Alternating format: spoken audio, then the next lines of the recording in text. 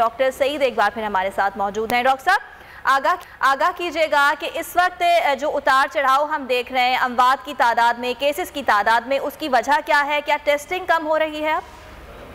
जी अस्सलाम वालेकुम, बहुत बहुत शुक्रिया। यकीनन जो टेस्टिंग सिस्टम है वो यूजुअली जो वीकेंड्स हैं या संडेज हैं उसमें थोड़ी सी उतार चढ़ाव उसमें आता है, जिसकी वजह से नंबर जो हैं वो तो फ्लक्चुएट करते हैं। लेकिन ओवरऑल जो नंबर है इस वक्त काफ़ी राइज पे हैं या बढ़ने के डायरेक्शन में है।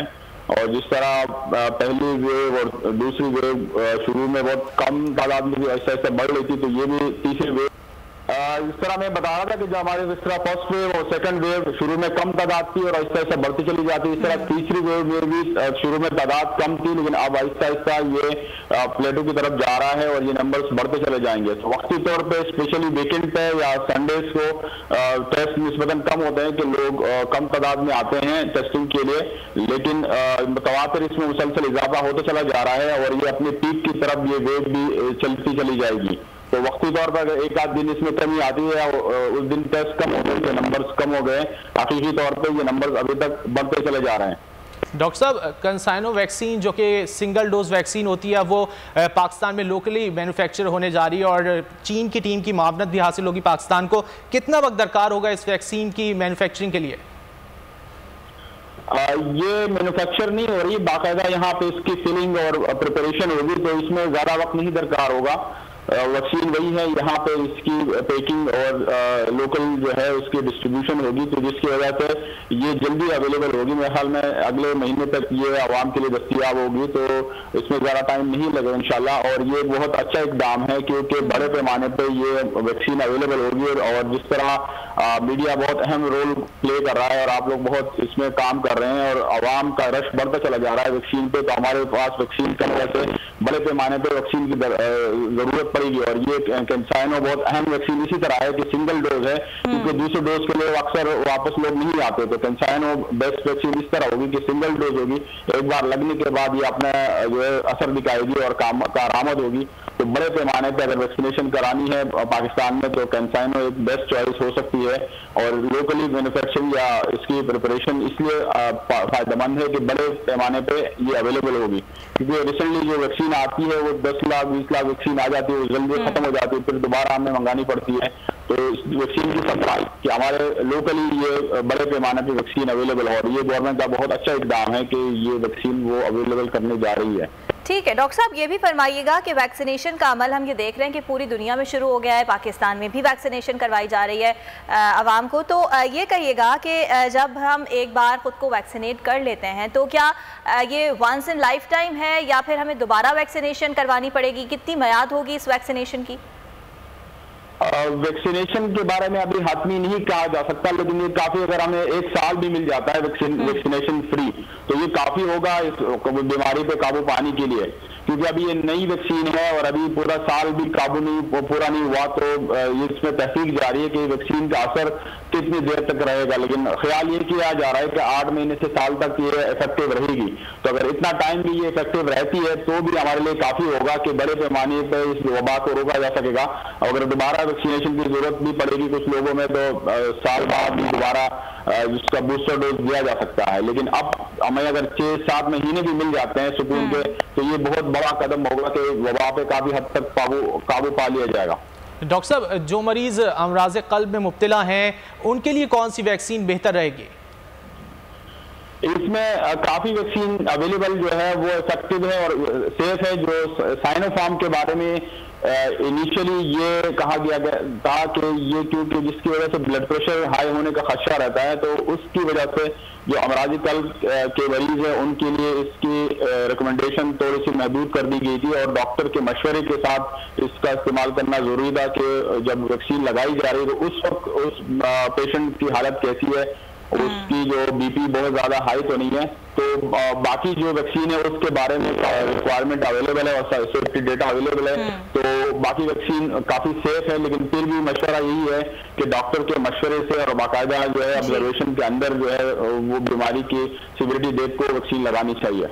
ठीक है डॉक्टर साहब, इस बारे में आपसे मजीद भी बात करेंगे, साथ ही मौजूद रहिएगा। और बात यही कर रहे हैं कि जो सूरत हाल है वो ख़राब होती दिखाई दे रही है, लेकिन ईद का सीज़न है और हुकूमत की जानिब से रोज़ बरोज़ पाबंदियों का इतलाक़ किया जा रहा है, कारोबार तबाह होने का खदशा है, ताजिर परेशान है, फट पड़े हैं। और पाकिस्तान अंजुमन ताजरान ने 8 से 16 मई लॉकडाउन का फैसला मुस्तरद कर दिया है। बिल्कुल, ताजिर रहनुमा नईम मीर का कहना है कि गैर फितरी लॉकडाउन पर अमल दरामद ताजिर बरादरी के लिए मुमकिन नहीं होगा। कबल अज़ वक्त लॉकडाउन के ऐलान से मार्केटों में भीड़ कई गुना बढ़ चुकी है। इसी हवाले से बात कर लेते हैं। नईम मीर साहब हमारे साथ मौजूद हैं। नईम मीर साहब, क्या कहेंगे आप, क्यों आप लोग इतने बज़िद हैं कि मार्केट्स खुले रहें जबकि केसेस में रोज़ बरोज़ इजाफा हो रहा है? देखिए जी, बात ये है कि एक तो हम अरसा दराज से ये बात हुकूमत को बावर कराने की कोशिश कर रहे हैं कि हमें कोरोना के साथ जिंदा रहना है और हमें जहां बीमारी से महफूज रहना है वहीं हमें अपने आप को मुआशी दबाव का भी इस अंदाज से शिकार नहीं करना कि हम भूखे मर जाएं। अब हम जो बात करते हैं वो हम बड़े दुकानदारों की या बड़े शॉपिंग मॉल्स की या बड़ी मार्केटों की बात नहीं करते, हम उन छोटे दुकानदारों की बात करते हैं जो एक किस्म के दिहाड़ीदार हैं, जो बहुत बड़े ताजर नहीं है, जो रोज के रोज कमाते हैं और रोज के रोज खाते हैं।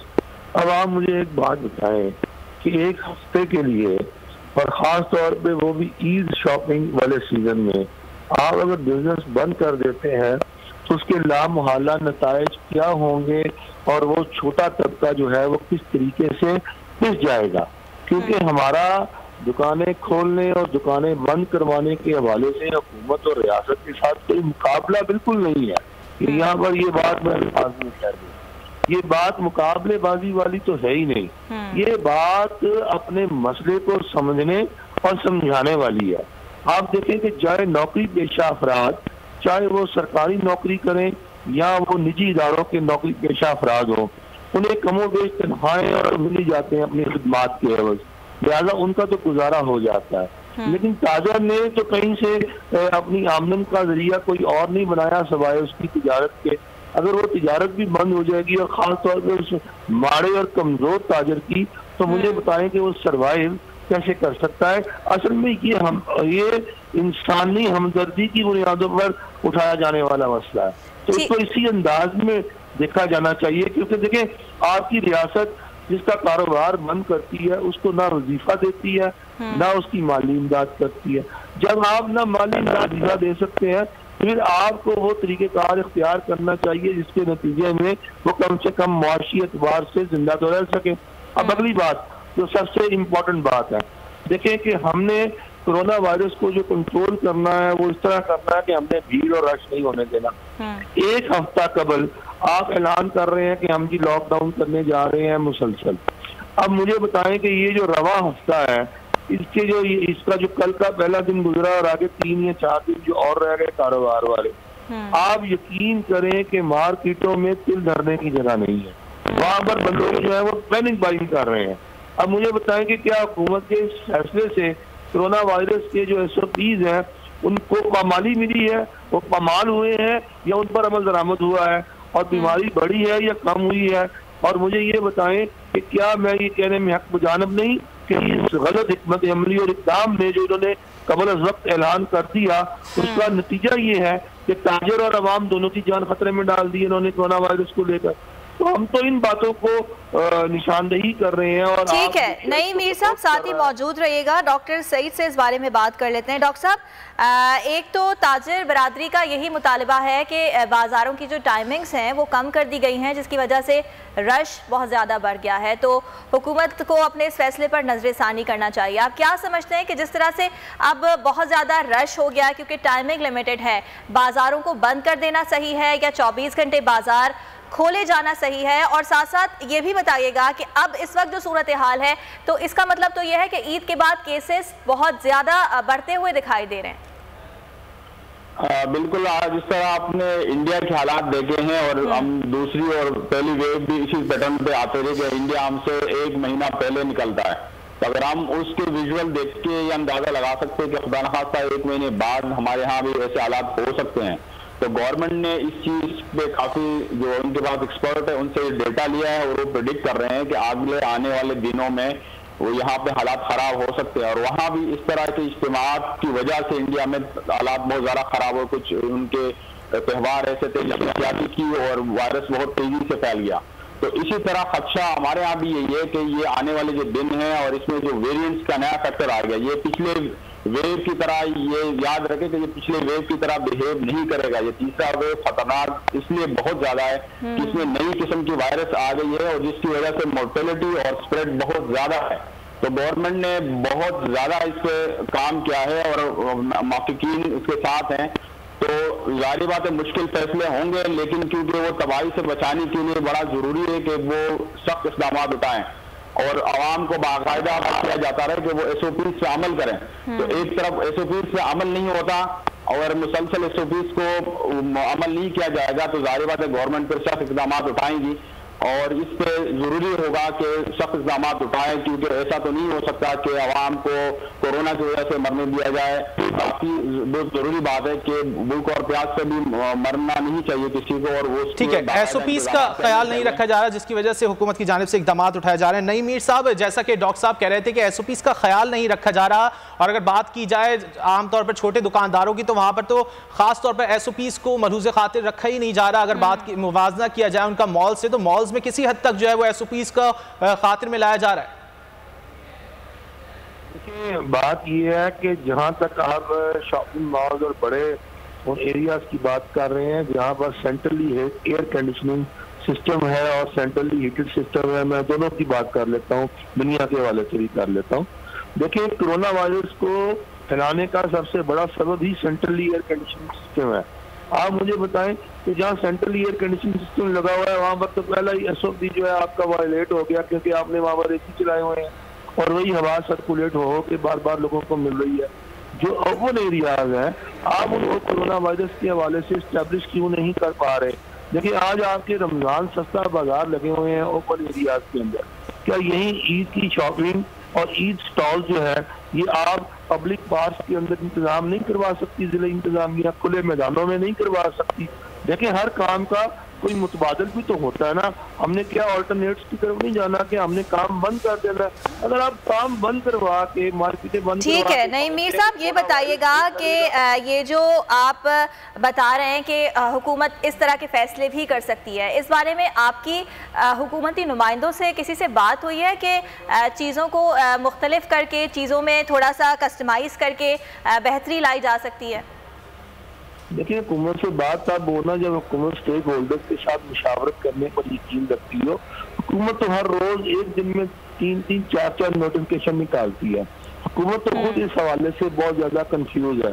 तो लिहाजा हुकूमत जो है वो फैसले कर रही है, हुकूमत जो है वो मुशावरत नहीं कर रही और जिसके नतीजे में हमारे अंदर और बेचैनी बढ़ रही है कि हम जाएं तो जाएं, कहाँ जाएं, किसके साथ बात करें, किसको अपना मुद्दा बयान करें। तो हम तो बड़े सख्त इस हवाले से परेशान हैं। और मैं आपको बहुत सच कह रहा हूँ, पता नहीं ये बात दुरुस्त है या गलत है, जो मैं तस्दीक फरमा दीजिएगा कि सऊदी अरब में हमने सुना है कि उन्होंने 24 घंटे के लिए बाजार खोल दिए गए, खोलने का ऐलान कर दिया। आखिर उन्होंने भी किसी मंतक और दलील और किसी असूल को मद्देनजर रखा होगा और कोरोना वायरस के सारे ठीक है। डॉक्टर साहब, नईम मीर साहब हमारे साथ रहिए। डॉक्टर साहब, आप क्या कहते हैं? नईम मीर साहब कह रहे हैं कि अगर खुले मैदानों में स्टॉल्स लगाने की इजाजत दे दी जाए, जैसा कि सऊदी अरब में भी जो है वो स्टॉल्स वगैरह लगाने की इजाजत दी गई है, तो कैसा रहेगा? ये बहुत अच्छी राय है इनकी और मैं इससे इस तरह मुत्तफिक हूँ कि अगर SOP से अमल हो और कलेक्टिव विजडम का मुजाहिरा किया जाए तो इस तरह के रास्ते निकाले जा सकते हैं।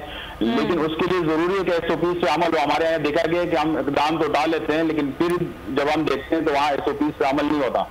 सऊदी अरब में बाकी जगहों पे वो गवर्नमेंट के रूल्स स्ट्रिक्टली फॉलो होते हैं और वहाँ पे वैक्सीनेशन भी बड़े पैमाने पे की जा चुकी है। तो अगर हम वैक्सीनेशन बड़े पैमाने पे करते हैं और SOPs को इस तरह लागू कर लेते हैं कि आवाम खुद से उसको अप्लाई करेंगे, हर वक्त डंडे की जरूरत नहीं पेश आएगी और आम शहरी आदमी समाजी फासला रखना है, मास्क लाजमी इस्तेमाल करना है और हाथ बार बार धोने का, ये 3 चीजें हम इसको यकीनी बना ले तो कोई मतलब जरूरी नहीं कि हम हर वक्त सख्ती से जो है लॉकडाउन ही करते रहें। लेकिन हमारे यहाँ ये देखा गया है कि इस पे अमल नहीं होता, जिसकी वजह से फिर वो सख्त इक़दाम उठाने पड़ते हैं।